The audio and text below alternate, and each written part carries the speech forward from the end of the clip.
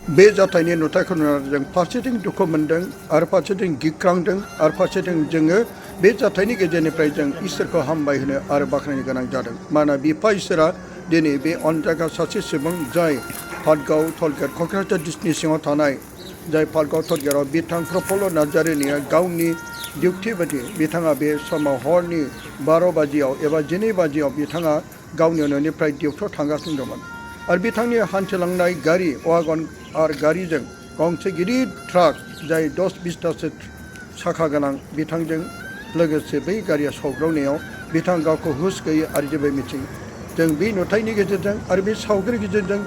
बयबो सोमोनांगोन मानोना बे गारिनि गासै नुथायखौ नुयोब्ला बे आरो बे सेंग्राया एबा बे जोहोलावा एबा बे सुबुङा दिनै बे बासायगोन जों रावबो हमजानो हानाय नङा नाथाय इसोर मावनो हायोमोन जेबो बिसय गैया नायदो बे गारिनि नुथाया बेसेबां गिथाव बाथाव मानोना थेर बेथेर गासिबो बायग्लिजोबनाय आरो बिथाङा गावनो मा बुंदों बेखौ नोंथांमोना दा आङो बिथांनि गेजेरजों मोगा-मोगि गेजेरजों नोंथांमोननो फोरमायनो सानदों मानोना बिथाङा दिनै गावनि बे जाथायनि गेजेरजों मा दं एबा मा जादोंमोन बेखौ जेबो मिथिया आरो गावनि माखासे बुंनाय बाथ्रानिफ्राय गावनि हाबा जानायनि सम आरो थारिखखौबो बे दाबो मिथिया बिथाङा खमाव दंमोन नाथाय इसोरनि गेदेर अननायजों गोबां सुबुंनि बिसोनायजों गोबां आइ आफा बिदा फंबाय आरो गावनि बिहाव बिखुनजो आरो न'खरनि गासै मानसि सुबुंफोरनि बेनायजों दिनै बे जोंनि गेजेराव गोथां जिउ हांखौ लानानै फैफिनबाय बेनिखायनो अनजायगा नोंथांमोना नैबे सावगारिनि गेजेरजों नायोब्ला बे मानसिया थाथावगोन एबा थाथावा बे माब्रै थांखांफिनखो थैनाय सुबुं जाय प्रफुल्ल नार्जारिया गावनि खुगाजों नोंथांमोननि गेजेराव फोरमायगोन गाव माब्रै थांखांफिनखो आरो गावनि थांखांफिननायखौ बे मिथिया आरो माखासे सम आरो थारिख बे गासै बोथोरखौ बे दा हमनो मोनाखिसै आं बबे समाव हाबा जायामोन बबे समाव गावनि सम आरो सनखौबो मिथियाखैमोन बेखायनो नोंथांमोना बिनि गेजेरजों फैदो जों नायलांदिनि आरो मा बुङो जों मोगा-मोगिजों नोंथांमोना बेखौ मिथिनो मोनगोन। खुलुमबाय गोजोन्थों अनजायग्रा गासै आइ आफारि बिदा फंबायफोर दिनै बे समाव इसोरनि गेदेर अननाय आरो इसोरनि गेदेर समायनाय महिमाखौ बे मुगायाव मोननानै आं जोबोर गोजोननाय मोन्दों आरो बे समायनाय आरो इसोरनि महिमाखौ जोंनि उन्दै रावफोरजों जोंनि मेलेमजों बुंनानै फोजोबनो हाया जायफोरबो जिसु ख्रीष्टआ जेरै थैनायखौ फेजेनबाय आरो बे थैनायखौ फेजेननानै बे सानथामावनो सिखांफिनबाय आरो जायहा बेनियाव फोथायनानै थैयो आरो बेबो सिखांफिनगोन जेरै जहननि 11:25 लिरनाय दं आंनि सिखांफिननाय आरो गोथाङा आंखौ फोथायग्रा थैब्लाबो गोथां थागोन बबेखानि जोङो गोबांथार जों इसोरनि सोमोनांथावफोरखौ जों नुनो मोनो इसोर मावनो हायोमोन जेबो बिसय गैया जेरै लुकासनि 11:36 लिरनाय दं जाय फोरबो जिसु ख्रीष्टआ जेरै गावखौ थैनायनिफ्राय बेयो देरहासारबाय आरो बे थैनायखौ फेजेनबाय आरो दिनै जोंनि गेजेराव जाय अनजायगा सासे बिथाङा दिनै जोंनि गेजेराव दं बिथांखौ आङो सोंनोसै आरो बबेनि आरो मानि बिथाङा सोर आरो बिथाङा सानसे समाव गिथाव बाराव एक्सिडेन्ट जानाय जाब्रबथायनि गेजेरजों जानो हागौ बे जाब्रबथाय बबे जायगायाव जाया आरो बिनि गारिया माबायदि थेर बेथेर गेब्लेया आरो बिनि गारिखौ नायनानै आरो बिनि गासै अबस्थाखौ नुयोब्ला अनजायगाफोर बे मानसिया दिनै जोंनि सिगाङाव गसंनानै गोथाङै एबा मोदोमखौ लाना फैगोन जों मालाबाबो सिमाङावबो साननाय नङा बेनिखायनो दिनै जोंनि गेजेराव जाय अनजायग्राया दिनै आंनि सिगाङाव गसंफैदों बिथांखौ सिगाङावनो आङो इसोरनि मुङै बिथांखौ आङो बरायनो थाबाय गोजोन्थों अनजायगाफोर दिनै जाय बिथाङा थैबायमोन आरो एक्सिडेन्ट एबा जाब्रबथायनि गेजेराव बिथाङा थैबायमोन आरो जाय गारिफोरखौ नायोब्ला जों बे गारिया गासै थेर बेथेर जाजोब्बाय आरो जिसु मावनो हायै जेबो गैया जिसुआ जेरै गोथैखौ फेजेनबाय खानाखौ नुहोबाय लेंग्राखौ थाबैबाय बेनिखायनो दिनै जों बिथांनि गेजेरजों जों मिथिनो मोनो आरो बबे समाव आरो मा जायामोन बिथांखौ आं फारि फारि सोंलांनोसै गिबियावनो नोंथांनि मुं आरो बबे जायगानि आरो बबे धोरोमनि एसे बुंनो हागोन ना जानाय आङो प्रफुल्ल नार्जारि आंनि गामिया बोथियाबिल बेनिफ्राय नों बबे धोरोमनि आङोथ' हिन्दुनि धर्मनियानो दाबो हिन्दु दं दाबो हिन्दुआवनो दङ आदसा नों दिनै बे जायगायाव आंजों लोगोसे बे जायगायाव सफैनायाव दा नों इसोरखौ फोथायना फैदों दा इसोरखौ फोथायो आं आफा जिसुखौ आङो फोथायो आदसा बेनिफ्राय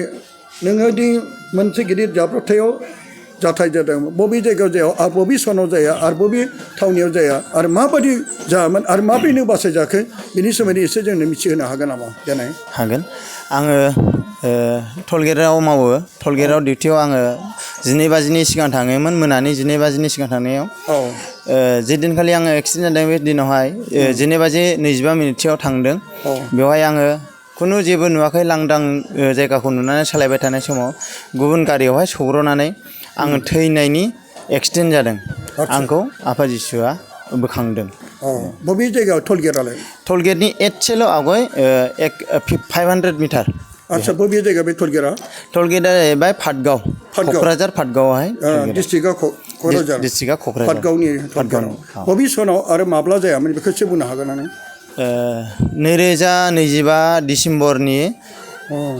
9 थारिखआव आच्छा डिसेम्बरनि 9 थारिखआव आरो बेनिफ्राय नोङो जेब्ला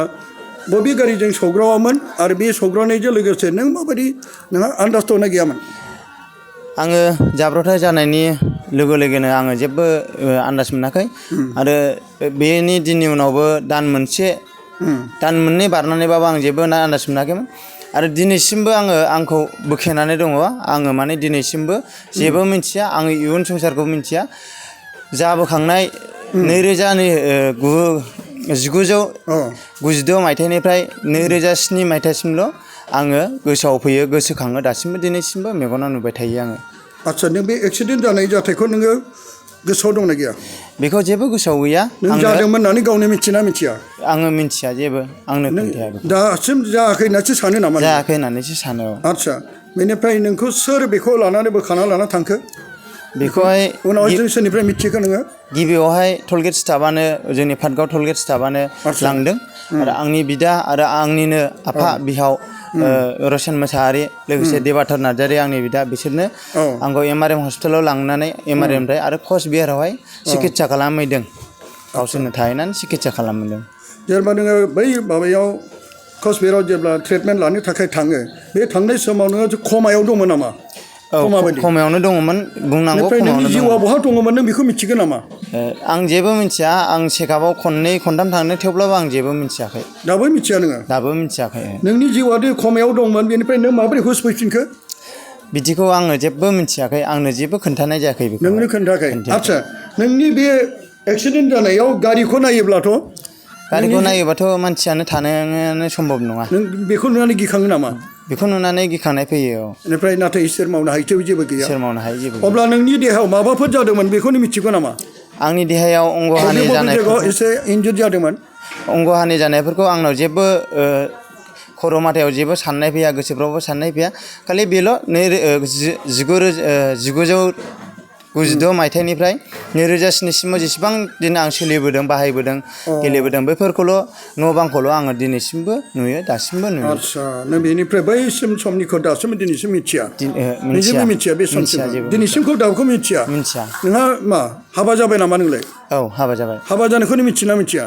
हाबा जानायखौबो आङो आंनि बिसिया दं हिसाबै बिसिखौ सिनायो थेवब्लाबो आं बबे समाव हाबा जायामोन आं बेखौ मिथिया दा बे नोंनि हाबा जानायखौबो नों मिथिया आंना फिसा सानै दङ फिसाखौ अनो मोजां मोनो थेवब्लाबो आङो माबे सनाव हाबा जायामोन आं बेखौ मिथिया बिसि दं जेबो मिथिया नोंहा जेबो आन्दाज गैला नोंनि हाबा जानाय सम थारिखखौनो मिथिला जेबो मिथिला आरो नोंनि गथ'फ्रा बबे सनाव बबे थारिखआव जोनोम जाया बेखौबो नों मिथिला नोंनि हिन्जावखौ नोङो नोंनि हिन्जावनि नामखौ नों मिथिना मिथिया नोंनि नामखौ नों मिथिना मिथिया आच्छा बेनिफ्राय नोंनि बे देहाफ्राव बबेफ्रावबो आघात जादोंमोन होननानै नोङो मिथिना मिथिया देहायावथ' आघात जानायखौ आं जेबो मिथियानो आंनि देहायाव जिमानखि आघात जादों आं जेबो मिथिया दा देहाया मोजांसो सानो गोसोआवहाय देहाया जेरै आगोलाव मोजां दाबो बिदिनो आगोलाव मोजां आं जेबो जायाखै बेबायदि साननाय दङ खिन्थु नोंनि देहायावदे बे आरो बिखा आरो खर' बेबायदि माखासे आघात जादोंमोन होननानै न'खरनि मानसिया खोन्थायो नामा न'खरनियाथ' आंखौ गाज्रि मोनगोन साननानै रावबो बुङा आंनि सिगाङावहाय गावसोर सावरायलायो दाथ' मोजाङै दं नों बेखौ जानानै थांनायखौ नोङो गोसोखांना ला इसोर मावनो हायै जेबो गैया इसोरा नोंखौ बे थैनायनिफ्राय नोंखौ दि सोर बासायखो जिसुआ बासायदों नोंनि थाखाय सोरबा खृष्टानफ्रा बिदोंमोन नामा बिदों सोर बिदोंमोन आंनि आफायानो बिदों बिहावा मा खृष्टान आफा रसिन मोसाहारियानो बिदों नोंनि हिन्जावाबो बिदोंमोन नामा आं बेखौ नुवासै आंनो मिथियासै दा आच्चा नों मिथिगौ जे नोंनि थाखाय गोबां फोथायरि आइ आफा बिदा फंबायफ्रा ख्रिस्टानफ्रा जिसुनाव बिनायखौ नोङो दा मिथिनो मोनबाय आरो जिसुनियाव बिनानै नोंखौ दि गोथां खालामफिनबाय नों बेखौ दा मिथिनानै गोजोननाय मोनदोंना मोनाखै गोजोननाय मोनदों अब्ला दा नोंनि बे सोमोनांथाव जाथायखौ नुनानै आंबो दहाय नुनानै सोमोनांदों मानोना गारिफोरखौ नायोब्ला नोङो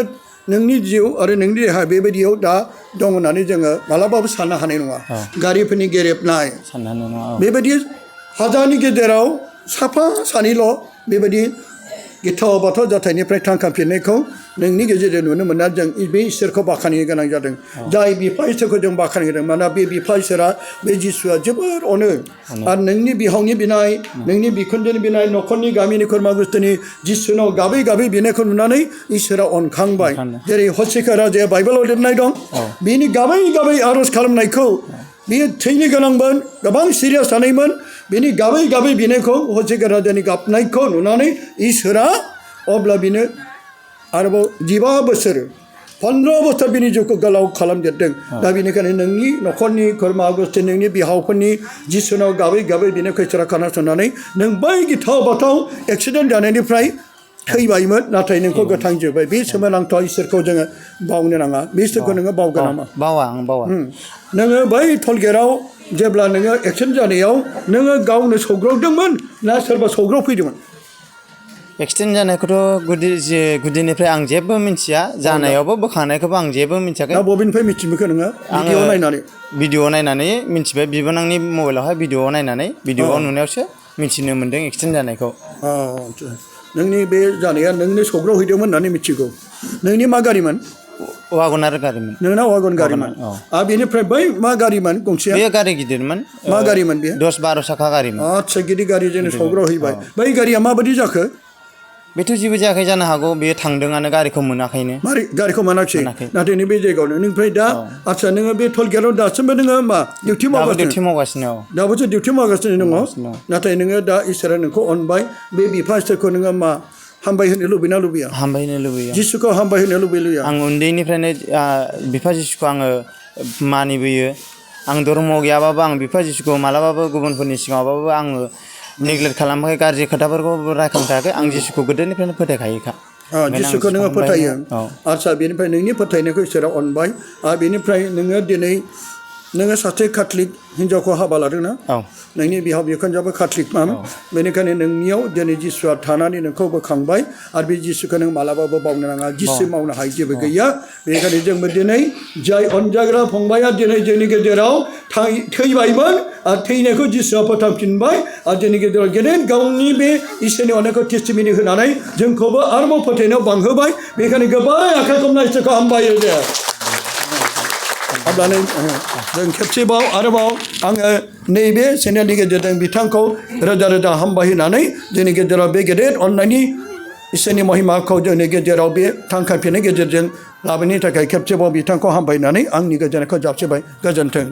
दे हामबायसै